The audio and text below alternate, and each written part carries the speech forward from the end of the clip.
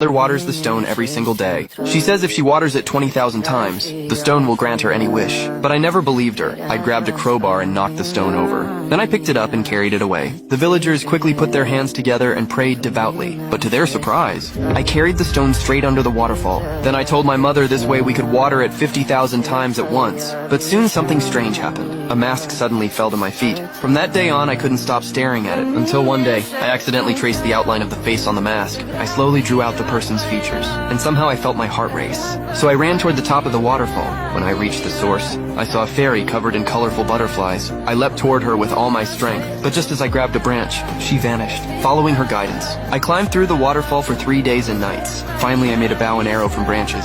I jumped and fired an arrow. The sword pierced through a tall tree and got stuck at the top. I finally made it to the summit. The fairy was right in front of me. Just as I reached out to touch her, Annie turned into a butterfly and flew away. I searched the forest for her traces. Suddenly I heard a scream. I ran to check it out. I saw Annie running out of the woods, with soldiers chasing behind her. It was clear she was being hunted. To protect her, I followed them closely. When the soldiers were about to catch her, Annie shouted a mysterious spell. A sword flew through the air. She turned around and the blade pierced through the soldier's body. Then the rest of the soldiers fell one by one. Turns out archers were hidden among the trees. Annie killed every soldier below, without a single drop of blood on her. In that moment I was completely captivated. So to catch her, I set a trap to lure her in. Soon she fell right into it. I happily came to take a look, but suddenly a sword pressed against my back. She had somehow gotten behind me, and her sword pierced into my body. I told her I had already fallen in love with her. Then I held her tightly in my arms. Unfortunately, we rolled down the snowy mountain together. Annie was furious. She tried to strike me down, but I flipped backward and tore off her sleeve.